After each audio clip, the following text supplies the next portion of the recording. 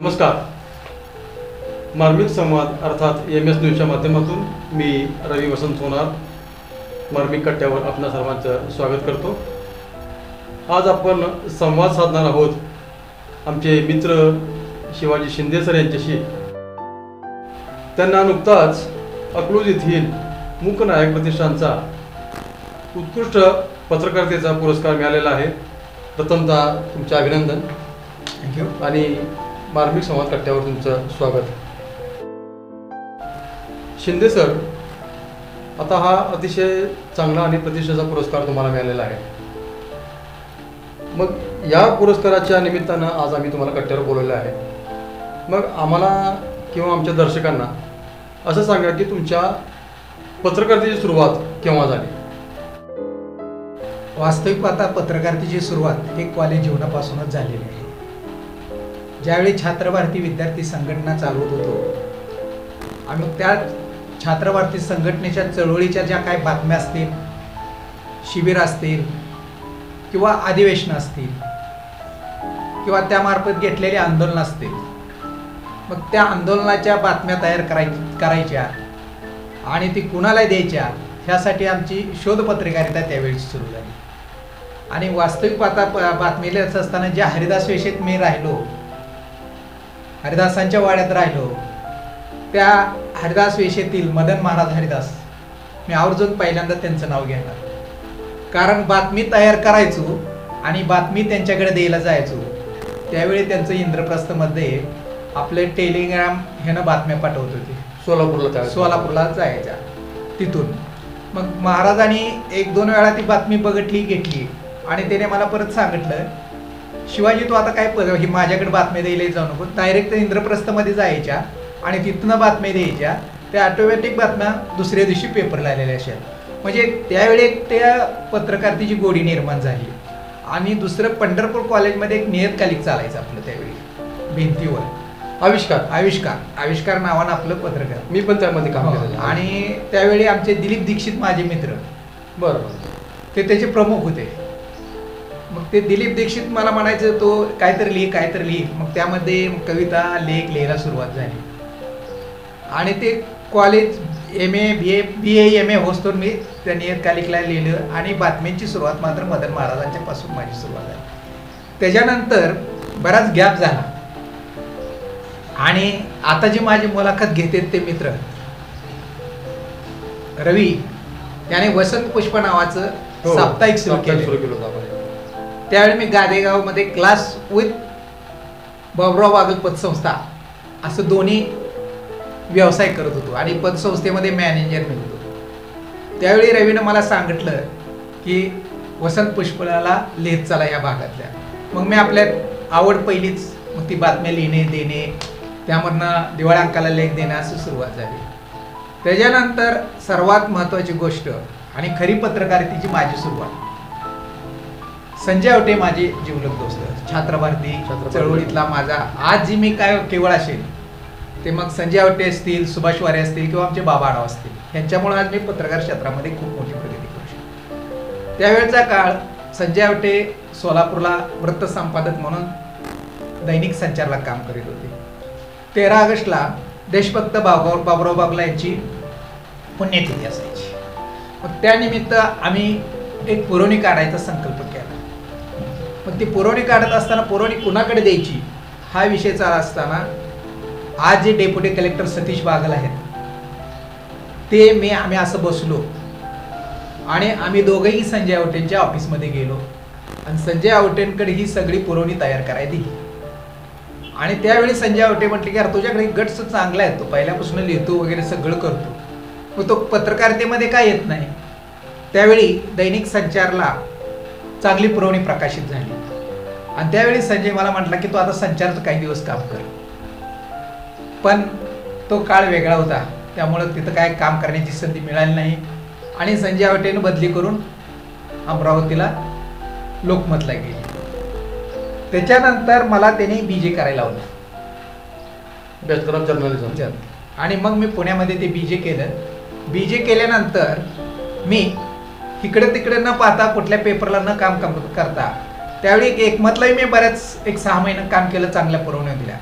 परंतु हा जो अनुभव आणि अंगात चळवळीचं रक्त लिखाणाची आवड असल्यामुळं एक सन 2002ला म्हणजे 25 डिसेंबर 2002ला संजय आवटे यांच्या मार्गदर्शनाखाली सुभाष वारे यांच्या सर्व काही स्नेहामुळं आणि आम्ही साप्ताहिक दीपज्योतीची निर्मिती केली आणि 25 डिसेंबर 2002ला दीपज्योतीची निर्मिती झाली. पत्रकारितेला माझ्या खऱ्या अर्थाने सुरुवात झाली. दीपज्योतीचा हा जो प्रवास आहे तो पुढं आता आज बराच त्याचा विस्तार झालेला आहे. मग त्या विस्ताराविषयी पण थोडं आम्हाला आमच्या दर्शकांना सांगितलं तर बरं होईल. मी आवर्जून माझ्या साप्ताहिक दीपज्योतीची सुरुवातच तुम्हाला मी सांगतो. ज्यावेळी साप्ताहिक दीपज्योतीची निर्मिती केली आणि त्यावेळचे माझे मित्र आज दिव्य मराठीचे उपसंपादक नवनाथ पोरे, मी त्यांच्याकडे गेलो. घरी काय भेट होईना आणि योगायोगाने ते गादेगावला पंढरपूर टाइमच्या जाहिरातीचे बिल मागायला आमच्या गावातल्या एका अर्जुन सावंत कडे आले होते. त्यांना अर्जुन सावंतचं घर नव्हतं आणि मी आपले क्लास संपल्यानंतर मी आपल्या तिथंच समोर बसलो होतो. त्यामुळे तिकडे येणं जाणारी लोक दिसत होते. तो जसा आला तसा माझ्या क्लासरूम पुढे येऊन उभा राहिला. मग मी म्हटलं तुम्ही नवनाथ पोरेच का? हो म्हटलं मीच नवनाथ पोरे, तुम्ही येऊन गेला म्हणून कळलं. मग ते आत आले आणि तिथून आम्ही दीपज्योती, मी सांगितलं साप्ताहिक माझी आलेला आहे, साप्ताहाचं टायटल आलेलं आहे दीपज्योती नावानं, तुम्ही दीपज्योतीला काम करता का आणि आपण दोघं ते करू. त्यावेळी नवनाथनं कुठल्याही क्षणाचा विलंब न नव्हता लगेच होकार दिला आणि साप्ताहिक दीपज्योतीचे वृत्त संपादक म्हणून त्यांनी कामाला सुरुवात केली. मग त्या अंकाचं प्रकाशन करण्यासाठी म्हणून आम्ही पत्रिका छापली. हा मुद्दा खूप महत्त्वाचा आहे, माझ्या आयुष्याला कलाटणी देणार. मग पत्रिका छापल्यानंतर आम्ही काय केलं की दोघंजण सगळ्यांना ज्येष्ठ पत्रकारांना पंढरपुरातल्या मेन कार्यालयात पत्रिका द्यायला जात गेलो आणि अशाच मेन एका दैनिकाच्या कार्यालयात आम्ही गेलो दोघे. ती पत्रिका दिली मी. पत्रिका दिल्यानंतर तिथे जे कोण असतील त्या ज्येष्ठ आहेत, गुरु आहेत सगळ्या दृष्टीनं, त्या कार्यात गेल्यानंतर ती पत्रिका त्यांनी पाहिलं आणि आमच्याकडे बघितलं. साधी माणसं आम्ही खेड्यातलं, एकाचा बाप दारुड्या दुसऱ्याचा बाप जुगारी, अशी आमची पडलेली भेट. त्यावेळी ती पत्रिका पाहिल्यानंतर उदंड झाले पत्रकार, उदंड झाले साप्ताहिक आणि ग्रामीण भागातली पोरं इथं येऊन काय पत्रकारिता करीत असतात का, असं उपरोक्त बोलणं मनाला सल करत होतं. मी त्याने ती वाक्य दिल्यावर हसलो थोडं. नवनाथ थोडा रागानं बाहेर निघाला, पण नवनाथच्या पाठीमागनं मी लगेच थाप मारली शांत आणि मी फक्त त्यांच्याकडे बघितलं, हसलो. त्याने ती पत्रिका माझ्या समोर चुरगाळली आणि बकेटमध्ये टाकून दिली. अरे बाप, ही वास्तव मी कधीही विसरू शकणार नाही. आणि खरी तिथनं मला एक ऊर्जा मिळाली आणि त्या ऊर्जेमुळं आज पत्रकारिता एक जोमाना आणि जोशात दीपज्योतीला सुरुवात केली आणि एका पाठोपाठ एक दीपज्योतीचं अंक निघत गेलं. त्याच्यानंतर दीपज्योती मोठा होत गेला. बंडखोर विचारायचं दीपज्योती म्हणून पंढरपूर तालुक्याबरोबर शेजारच्या तालुक्यात, नंतर जिल्ह्यातनं बाहेर बी गेलं आणि आजही त्याच जोमानात दीपज्योती मोठ्या प्रमाणात चालत आहे. त्यावेळची ती घटना आजही एक आम्हाला ऊर्जा देते. मी त्या व्यक्तीला दोष देत नाही, त्या व्यक्तीनं जे त्यांना काय वाटलं असेल त्याच्याशी मला देणं घेणं नाही, पण त्या व्यक्तीपासून मला शिकायची मिळालं आणि ते वाक्य आजही मला झोपीत सुद्धा उठवतं. उठ, वाक्य लक्षात आहे का नाही. म्हणून आज साप्ताहिक दीपज्योती बरोबर पंढरी घोषींची निर्माण झाली. 10व्या वर्धापन दिनाला दीपज्योती मोठा झाला. त्याच्यानंतर प्रत्येक आम्ही दीपज्योतीच्या वर्धापन दिनाला विविध कार्यक्रम घेत गेलो. दीपज्योतीच्या वर्धापन दिनाचं महत्त्वाचं वैशिष्ट्य असं होतं सर की आम्ही प्रत्येक वर्धापन दिनाला वेगवेगळा इव्हेंट वापरत होतो. मग त्यामध्ये कार्यशाळा घेतली असेल पत्रकारांसाठी, त्यानंतर पतसंस्था कार्यशाळा घेतली असेल, त्याच्यानंतर ग्रामपंचायत कार्यशाळा घेतली आणि ग्रामपंचायत कार्यशाळा एवढी मोठी झाली की 1200 सरपंच त्यावेळी रुक्माई सभागृहाच्या कार्यक्रमाला उपस्थित राहिले होते आणि तो कार्यक्रम एवढा देखणा झाला आणि त्या कार्यक्रमात सगळेजण म्हणत होते की आता साप्ताहिक दीपज्योतीचं दैनिकामध्ये रूपांतर झालं पाहिजे. कारण तो 5वा वर्धापन दिन होता. त्यावेळी बरेच जण होते. मग आमदार स्थानिक त्यावेळेचे मोठे मालक होते, रामदास आठवले होते, आपले पदवीधरचे शरद पाटील होते, शिक्षक मतदारसंघाचे त्यावेळेचे, बरेच आपल्या विचाराचे लोक, आणि ह्यातले स्थानिक नेते सुद्धा त्यावेळी भारत नाना असतील, वसंत नाना देशमुख असतील, परत राजूबापू असतील, प्रकाश तात्या पाटील होते, आणि वामन तात्या माने सर सुद्धा, वामन माने सर सुद्धा होते. म्हणजे असे दिग्गज नेते मंडळी त्यावेळी स्टेजवर होती.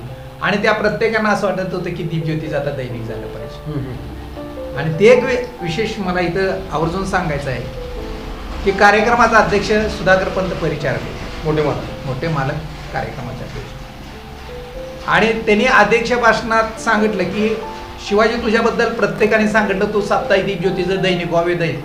मी तुला आवर्जून सांगतो म्हटले की तू दैनिकाच्या भानगडीत पडू नको आत्ताच, कारण तुझं आता चाललंय ती बंद पडेल म्हटले.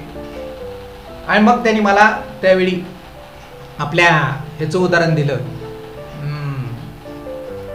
गोपनचं.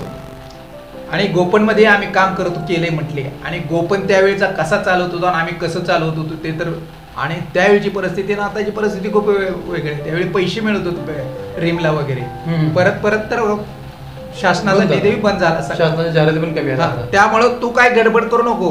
ह्यांना हे जोमानं तुला म्हणत असतील, शेवटी तुझं तू ठरव, पण माझा एक तुला प्रांजळपणे सल्ला आहे म्हटले की तू काय दैनिकाला सुरुवात करू नको. आणि खरंच मी त्यांचं ऐकलं. 5 वर्ष परत थांबलो, आणि 5 वर्ष म्हणजे 10व्या वर्धापन दिनाला मात्र माझ्या अंगातली काय चळवळ आणि लेखणी थांबू शकत नव्हती. कारण आता दीपज्योती मोठा झालेला होता, आणि प्रत्येकाला वाटत होते की आता दैनिक झालं पाहिजे, दैनिक झालं पाहिजे. म्हणून तर आपण 10व्या दीपज्योतीच्या 10व्या वर्धापन दिनाला आपण दैनिकाची वेगळी सुरुवात केली, आणि पंढरीभूषण नावानं आपण त्यावेळी सुरुवात केली, आणि दीपज्योती साप्ताहिक तसंच राहिलं. आणि दुसरे विशेष म्हणजे दीपज्योतीचा जो दिवाळी अंक असतो तो तुम्ही पाहिलेला आहे, परिसंवाद. त्यामध्ये प्रत्येक वर्षी परिसंवाद घेतला जातो, चालू घडामोडीवर तो आपला आणि त्या परिस्थितीवर घेतला जातो. आणि मला हे माझं सर्व श्रेय जे आहे ते परिसंवादाचं ते आदरणीय माझे गुरु प्राध्यापक सुभाष वारे सरांना देतो. कारण जो तो वर्धापन दिन जो तो दिवाळी आली की सर मला सांगतात की हा विषय आज तू घे, साहित्य हे असे आहेत, त्यांच्याशी फोन कर, त्यांच्याशी कॉन्टॅक्ट कर, तुला साहित्य मिळेल. आणि आजपर्यंत आज माझ्या दीपज्योतीला 21 वर्ष पूर्ण झाली. 21व्या दीपज्योतीच्या दिवाळी अंकापर्यंत आणि पुढे सुद्धा वारे सर असेच मार्गदर्शन करत राहतील. तेवढ्याच प्रमाणे संजय आवटे सुद्धा मला तेवढेच मार्गदर्शन करत राहतील, आणि डॉक्टर बाबा आढावांचा आशीर्वाद तर माझ्या पाठीशी कायम आहे. त्यामुळे पत्रकारिता अगदी खूप कष्टातनं आणि ह्याच्यातनं चालवली. ते व्रतच आहे, त्याच्यामध्ये कष्ट घेणं, लोकसंपर्क ठेवणं, काही लोकांनी समजा चुकीचे सल्ले दिले तर ते बाजूला ठेवणं, किंवा कुणी उपहास केला तर तुम्ही सांगितलं की पहिल्याच अंकाची तुमची पत्रिका जी आहे ते चुरगाळून टाकली. परंतु असं म्हटलं जातं की निंदकाचे घर असावे शेजारी. म्हणजे कुणी जर निंदा केली किंवा कुणी त्रास दिला तर त्याच्यातून आपण तावून चुलापून निघतो, एक नवीन ध्येय धोरणं किंवा प्रोत्साहन आपल्याला मिळतं, आणि ते प्रोत्साहन तुमच्या अंगी बांधलं गेलं. त्यामुळे तुम्ही बाबा झोपेत तुम्ही सांगितलं की झोपेत सुद्धा बाबा ज्यावेळेस तुम्ही असं वाटतं उठला बाबा नाही आपल्याला असं त्रास दिलेला आहे, आपल्याविषयी असं बोललं गेलेलं आहे, आणि त्या ध्यासातून तुम्ही हा आजपर्यंत एवढा मोठा पसारा हा निर्माण केलेला आहे. आता मूक नायक हा तुमचा पुरस्कार तुम्हाला मिळाला, पण याआधी असे मोठे पुरस्कार कोणते मिळाले आहेत का? पत्रकार क्षेत्रात जशी सुरुवात झाली तसे अनेक पत्रकार पुरस्कार मला मिळाले. यामध्ये संदीप डाकवेंनी दिलेला आमचा पाटणचा पुरस्कार असेल, महात्मा फुले समता परिषदेचा असेल, बाळासाहेब ठाकरेंच्या जयंतीनिमित्त दिलेला संभाजीराजे शिंदे आणि बाळवणीतला पुरस्कार असेल, गेल्या वर्षी मराठा सेवा संघाने दिलेला आहे. म्हणजे असे अनेक पुरस्कार मला एकूण आतापर्यंत सामाजिक क्षेत्रातले आणि पत्रकार क्षेत्रातले 29 पुरस्कार कालच्या ह्याला मला मिळालेले आहेत. म्हणजे सामाजिक क्षेत्रामध्ये त्या प्रमाण भरपूर आहेत, आणि पत्रकारितेमध्ये क्षेत्रात. आता तुम्ही सांगितलं की 22 वर्षाचा तुमचा अनुभव आहे, मग 22 वर्षामध्ये आजपर्यंत तुम्ही पत्रकारिता केली, मग याचे अनुभव तुम्हाला कसे आलेत काय? पहिली पत्रकारिता आता चालूची पत्रकारिता यामध्ये खूप फरक आहे. त्यावेळी पत्रकारिता करीत असताना ठराविक पत्रकार होते, ठराविक साप्ताहिक होते, ठराविक दैनिक होते. आजच्या या सोशल मीडियाच्या जमान्यामध्ये प्रत्येकाच्या खिशात मोबाईल, तो सध्या पत्रकार, अशी अवस्था झालेली आहे. परंतु यामध्ये खरे पत्रकार बाजूला राहत आहेत. चांगल्या चांगल्या पत्रकारावर अन्याय होताना आज दिसत आहे. कारण चिरीमिरीसाठी पळणारी पत्रकारिता आज खूप झालेली आहे आणि ते आम्ही डोळ्यानं पाहतोय.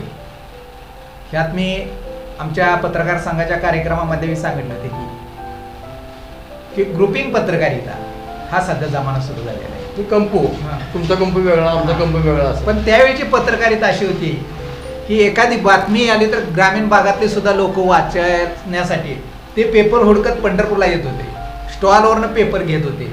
पेपर मोठ्या प्रमाणात खपले जात होते आणि ती पत्रकारिता एक हाडाची पत्रकारिता होती. मग बातम्यासाठी पळणारे पत्रकार होते, पत्रकारिता करणारे पत्रकारिता होते. आणि आता सारखी टेबल पत्रकारिता नव्हती. आज सगळं ऑटोमॅटिक येते. ईमेल तुम्हाला, त्यावेळी हाताने लिहायचं, मग ते फॅक्स यायचा, त्याच्यानंतर ईमेल आलं. म्हणजे असं जसं आधुनिकता येत गेली तसं पत्रकारितेचे स्वरूप बदलत गेले. पण त्यावेळची पत्रकारिता ही खरंच एक चांगल्या प्रकारची पत्रकारिता. पत्रकारांना मान होता त्या काळी आणि नेते मंडळी सुद्धा पत्रकारांना घाबरत होते. आणि पंढरपूरच्या पत्रकाराच्या बाबतीत सांगायचं म्हटलं तर त्यावेळचे पत्रकार हे आक्रमक पत्रकार होते. एखाद्या राज्याचा मुख्यमंत्री सुद्धा आपल्या महाराष्ट्राचा पंढरपूरची पत्रकारिता घेताना दबकत होता. आज ती परिस्थिती नाही राहिली. कारण आज पत्रकारितेमध्ये जे प्रश्न विचारायचे असतात ते बाजूलाच राहतात. फक्त खिशातला मोबाईल घेणे आणि पुढे उभं राहणे. विकासाच्या बाबतीत कोणीही बोलत नाही. सर ही तुम्हाला आज असा म्हटला, ह्यावर तुमचं मत काय? सर ते आज तुम्हाला तसा म्हटला, ह्यावर तुमचं मत काय? ह्याच्या इतर प्रश्न कोणीही विचारत नाही. आज पंढरपूर सारख्या आपली दक्षिण काशी समजल्या जाणाऱ्या पंढरपूरमध्ये अनेक प्रश्न तिथं आपल्याला दिसतात.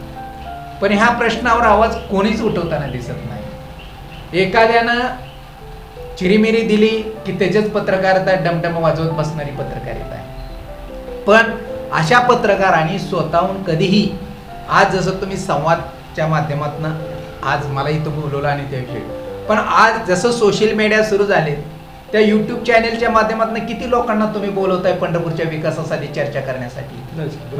कोण बोलतंय? कुठल्या नगरसेवकांना तुम्ही वार्डाविषयी प्रश्न विचारताय?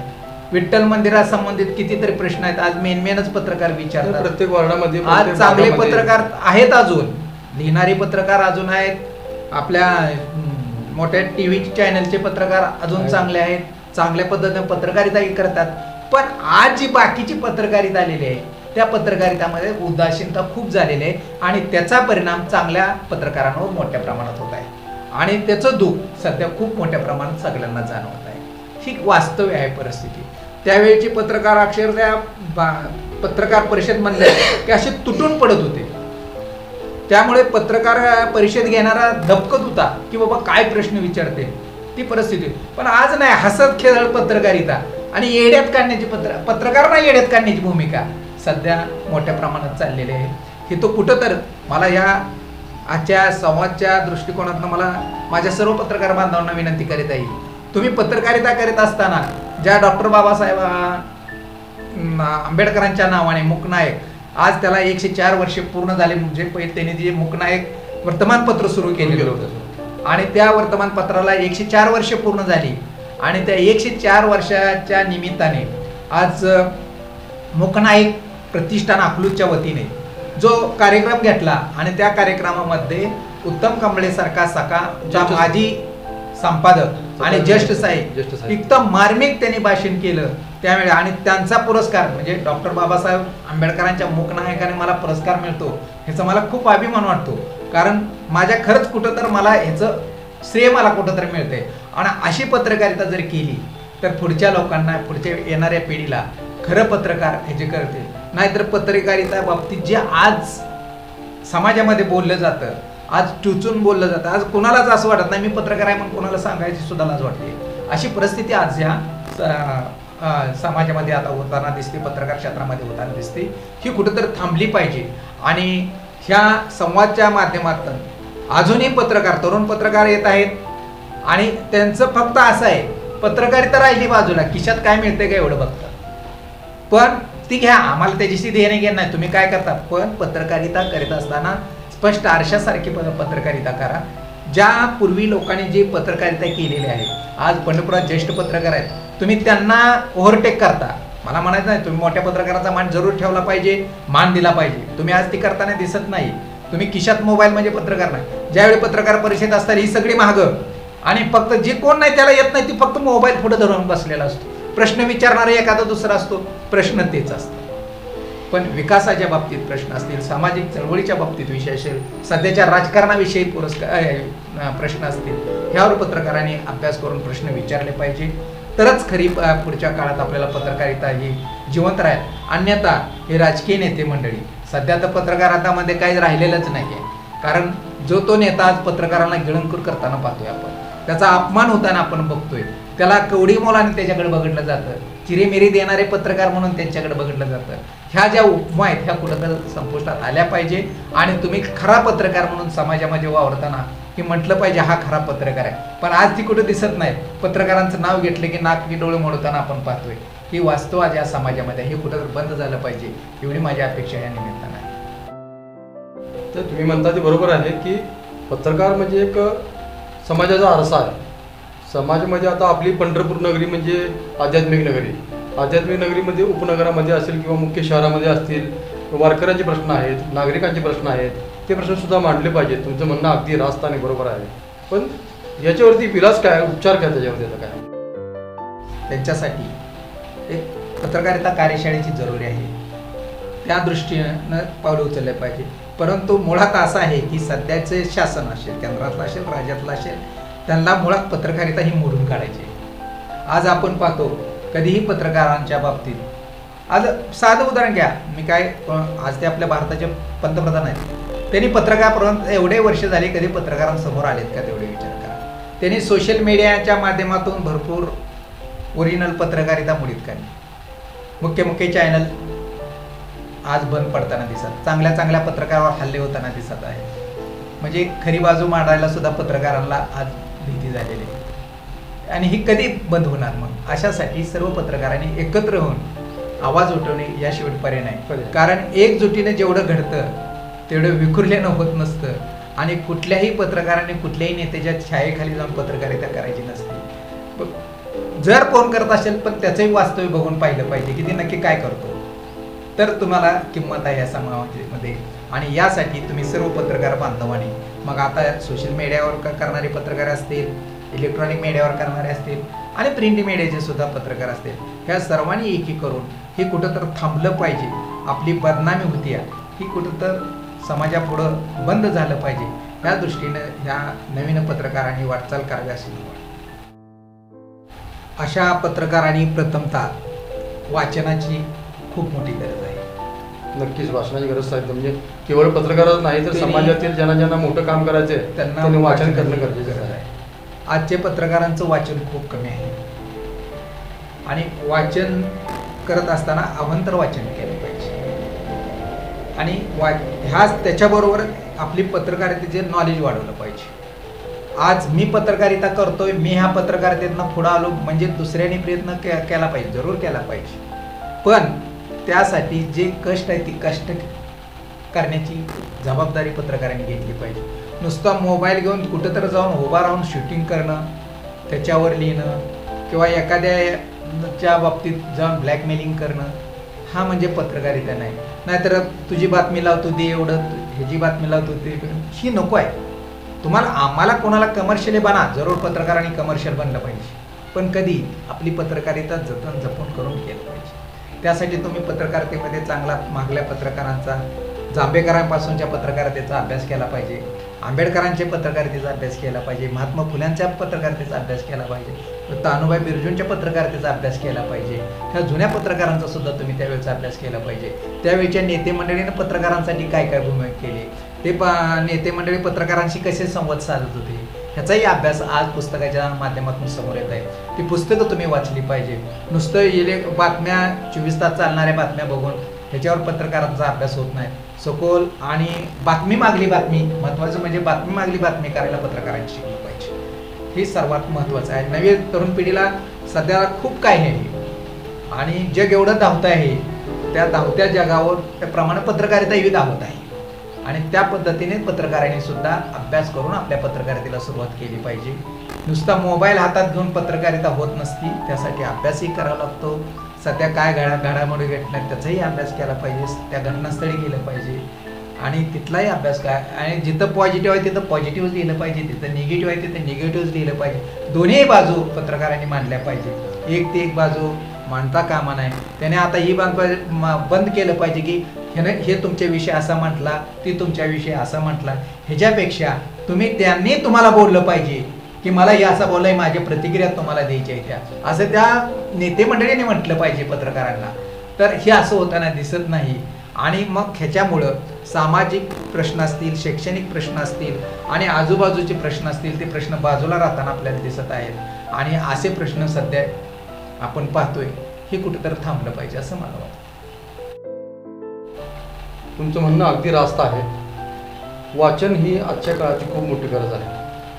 ज्याला कोणत्याही क्षेत्रामध्ये काम करायचं आहे, व्यवसाय असेल, सामाजिक काम असेल, आध्यात्मिक काम असेल, पत्रकारिता असेल, याच्यामध्ये वाचन करणं खूप महत्त्वाचं आहे. आणि तुम्ही अतिशय चांगला आणि मोलाचा सल्ला येणाऱ्या नवनवीन युवकांसाठी आणि युवतींसाठी दिलेला आहे.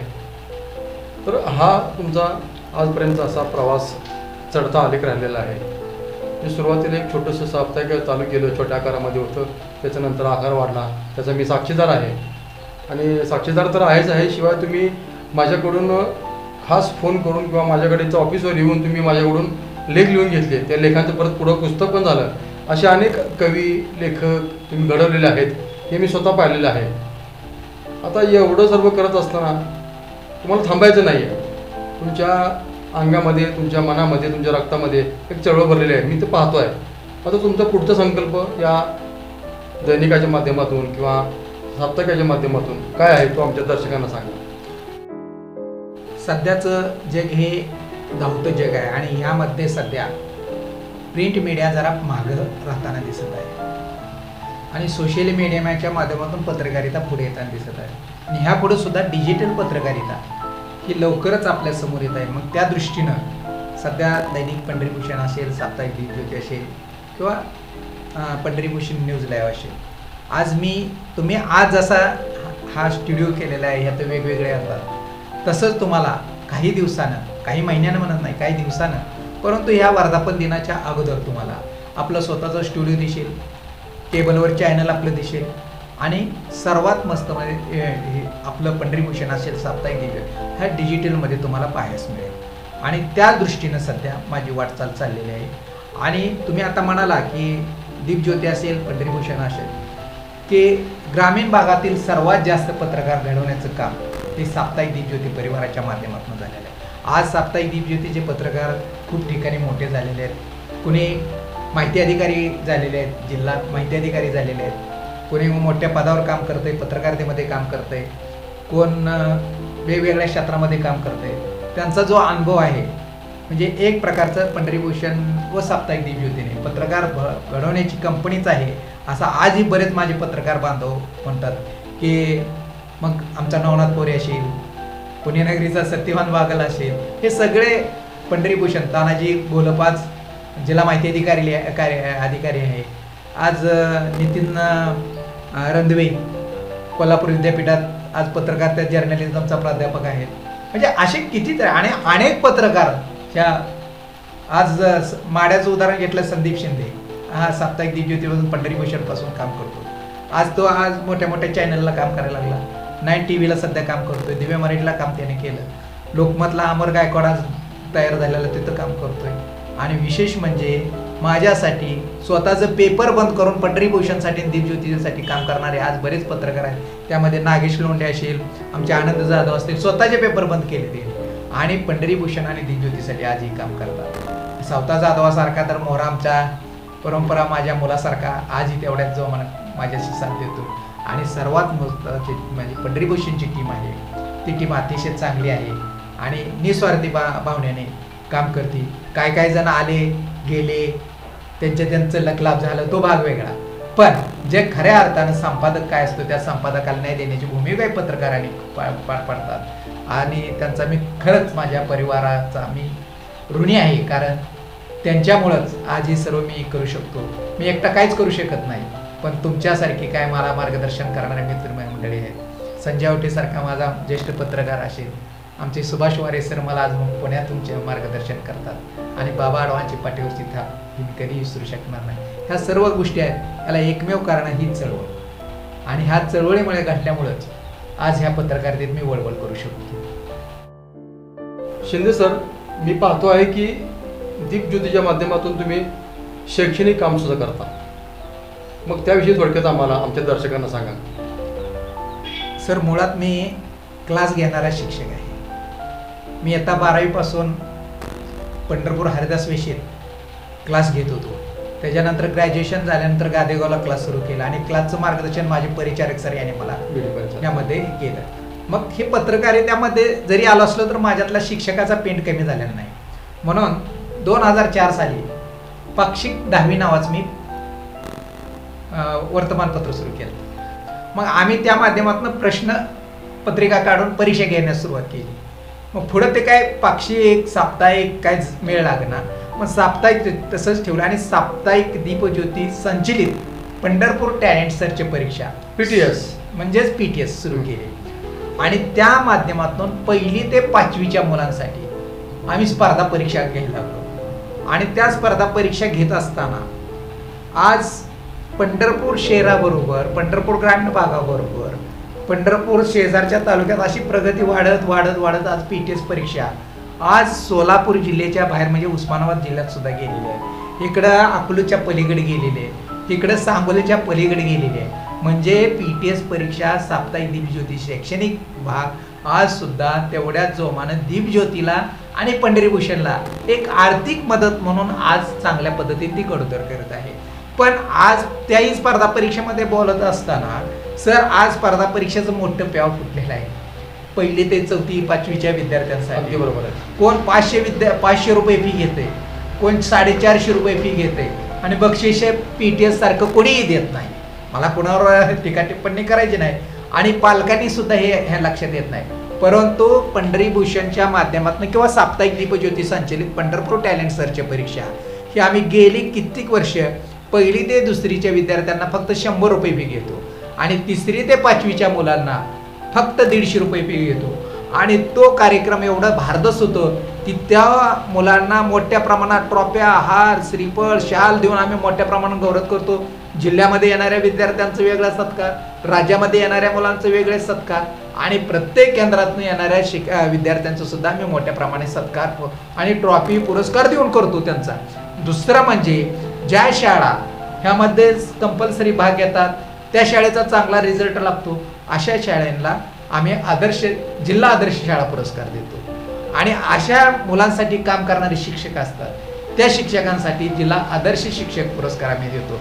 म्हणजे साप्ताहिक दीपज्योती वर्तमानपत्र चालवत असताना किंवा दैनिक पंढरीभूषण वर्तमानपत्र चालवत असताना अंगातली शैक्षणिक जी पिंड आहे ती मी कधीही अजून होऊ दिली नाही, दुर्लक्ष होऊ दिली नाही. आणि त्या माध्यमातून आज पंढरपूर टॅलेंट सर्च परीक्षा आज संपूर्ण जिल्ह्याबरोबर महाराष्ट्रात चालत्या, चांगल्या पद्धतीने चालते.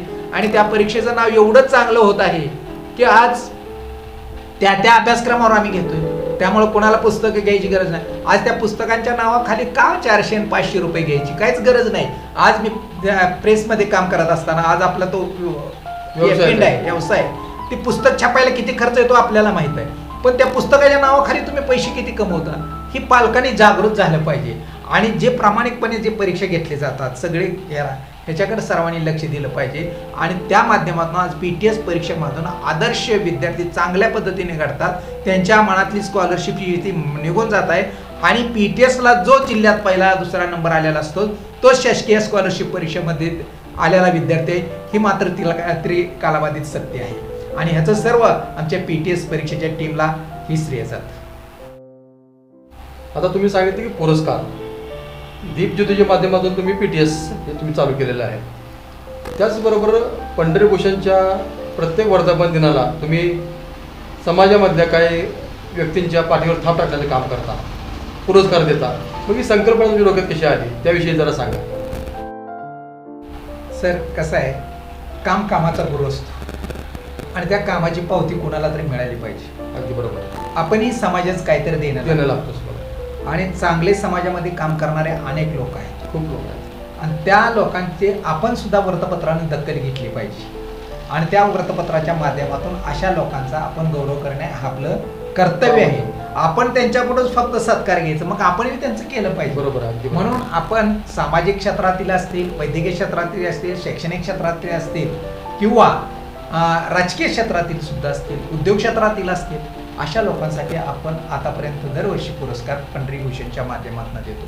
दुसरं महत्त्वाचं मला इथं आवर्जून सांगायचं आहे, आज बरेच मोठे वर्तमानपत्र चालतात. आज पत्रकारांना काय फार तर कमिशन मिळत असेल, काय पगारावर असतील, काय ह्याच्यावर असतील, मानधन असेल कुठे. मी माझ्या पत्रकारांमध्ये स्पर्धा लावतो.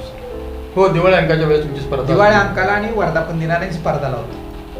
त्यांना एक ठराविक टार्गेट द्यायचं आणि त्या टार्गेटमध्ये जो कोणी जास्तीत जास्त जाहिरातीचं व्यवसाय आपल्या पंढरी भूषणला देत असेल अशांसाठी आपण कमिशन 30% अधिक, त्याच्यामध्ये बाईक असेल, सोन्याची चेन असेल, म्हणजे त्या पद्धतीनं जसा त्यांचा बिझनेस येईल तसं 25% अधिक 30% कमिशन अधिक त्या पत्रकारांना, आमच्या पंढरी भूषणच्या प्रकार त्या पत्रकारांना आपण वेगवेगळ्या स्कीम म्हणजे भेट देतो. आतापर्यंत बऱ्याच जणांनी मोटरसायकली जिंकल्या, अनेक जणांनी सोन्याची चेन जिंकली, कुणी अर्धा तोळे जिंकली, कुणी सायकल जिंकल्या, बरेच म्हणजे असं प्रत्येकाचं टीव्ही, मोबाईल, तुम्ही बरेच मोबाईल जिंकतात. हे माझ्या पत्रकारांना मी दरवर्षी ह्या निमित्ताने मी देत असतो, कारण त्यांना शेवटी हे काय कुटुंब कसं चालतं, कुटुंब प्रमुखाने जर सर्वांकडे लक्ष दिलं तर कुटुंब चालतं. आज पंढरी भूषण चालतो, हे कोणाच्या जीवावर चालतो, सगळ्या वर्तमानपत्राच्या आपल्या प्रतिनिधींमुळे चालतो. त्यामुळे त्यांचा यथोचित सन्मान करणं हे आपलं एक मालक संपादक म्हणून कर्तव्य आहे. त्या दृष्टीनं आपण त्यांना चांगल्या पद्धतीने त्यांचा पुरस्कार देतो आणि त्यामध्ये आदर्श पत्रकार पुरस्कार, विशेष पत्रकार पुरस्कार, म्हणजे वेगवेगळ्या आम्ही त्याला 3 पॅटर्न ठेवले. त्यामध्ये ते पुरस्कार देऊन माझ्या सर्व प्रतिनिधींचं मी दरवर्षी वर्धापन दिनाला यथोचित स्वागत मोठ्या प्रमाणात करत असतो. तर मंडळी, मार्मिक संवाद अर्थात MS न्यूजच्या माध्यमातून मार्मिक कट्ट्यावर हे होते पत्रकार, साहित्यिक, व्याख्याते आणि सामाजिक कार्यकर्ते शिवाजी शिंदे सर. त्यांना अकलूजचा प्रतिष्ठित असा समजला जाणारा मूकनायक हा पुरस्कार मिळाला आहे. त्यांना असेच भरभरून पुरस्कार मिळू द्यात आणि त्यांचं कार्य अतिशय जोमाने चालू द्यात, या त्यांना शुभेच्छा देऊयात आणि थांबूयात. धन्यवाद. धन्यवाद सर.